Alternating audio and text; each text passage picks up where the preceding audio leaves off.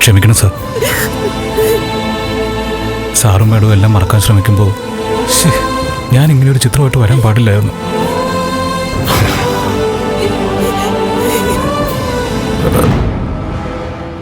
ഈ മറക്കുന്നത് പോലെ തന്നെ പ്രധാന മറക്കാതിരിക്കുന്നതും. ഞങ്ങളുടെ മോളെ ഈ ചിത്രത്തിലൂടെ പ്രകാശ് ഞങ്ങളുടെ ഹൃദയത്തിലേക്ക് വീണ്ടും നിറച്ചിരിക്കും. Thanks lot Prakash, thanks lot. ഈ താൻ പറഞ്ഞത് സത്യപ്രകാശേ, എന്റെ മോളുടെ വേർപാട് പലർക്കും പല രീതിയിൽ അനുഭവപ്പെട്ടിരിക്കുക. അച്ഛനും അമ്മയ്ക്കും ഒരേ ഒരു മകളെ നഷ്ടപ്പെട്ടാൽ അവർ തകർന്നു പോവും. പക്ഷെ ഞങ്ങളെക്കാളേറെ വേദനിക്കുന്നതും അനുഭവിക്കുന്നതും ഞങ്ങളുടെ നന്ദന. നന്ദനും നീരമോളുമായിട്ടുള്ള വിവാഹം ഉടനെ നടക്കേണ്ടതായിരുന്നു. നീരെ നഷ്ടപ്പെട്ട നന്ദൻ എങ്ങനെ പിടിച്ചു നിൽക്കാൻ പറ്റാ? പാവം നന്ദൻ, അവൻ ഇതിന്നൊക്കെ എങ്ങനെ കരകയറും?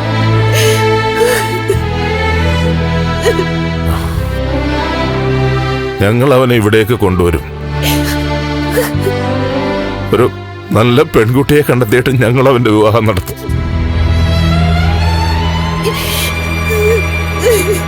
എന്റെ എല്ലാ സ്വത്തുക്കളും ആ കുട്ടിയുടെയും നന്ദന്റെയും പേരിൽ എഴുതി വെക്കും.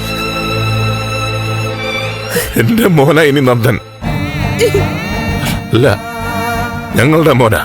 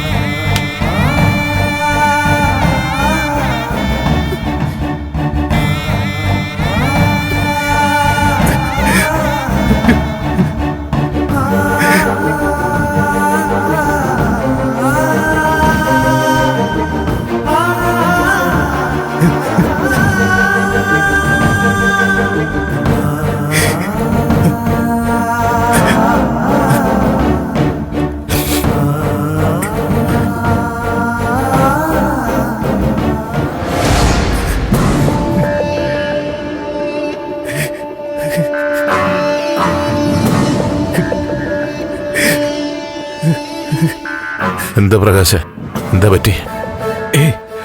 ഒന്നുമില്ല സാർ. പറയേ, താൻ എന്തിനാ കരഞ്ഞേ? ഒന്നുമില്ല സാർ. നന്ദന്റെയും മീരയുടെയും കാര്യം പറഞ്ഞപ്പോ മുതൽ തന്നെ അസ്വസ്ഥനാണല്ലോ. ഇനിയിപ്പോ നന്ദനോട് തനിക്ക് എന്തെങ്കിലും? ഇല്ല സാർ, ഒന്നുമില്ല. പറയേ. മോള് നഷ്ടപ്പെട്ടൊരു അച്ഛനാ ഞാൻ. എന്താ കാര്യം? പിടിച്ചു നിൽക്കാൻ പറ്റുന്നില്ല സാർ എനിക്ക്. എന്താടോ കാര്യം? പറയേ.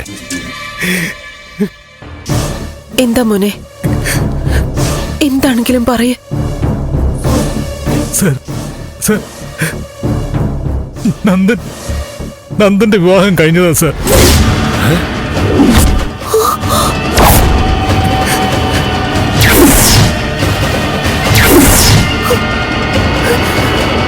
എന്താ? മീരെ വിവാഹം കഴിക്കാൻ നന്ദന് പറ്റില്ലായിരുന്നു സാർ, സത്യം. എന്താടോ, എന്താ താൻ പറഞ്ഞേ? സത്യം ഞാൻ പറഞ്ഞത്. നന്ദന്റെ ഭാര്യ ദേവിയാ സാർ.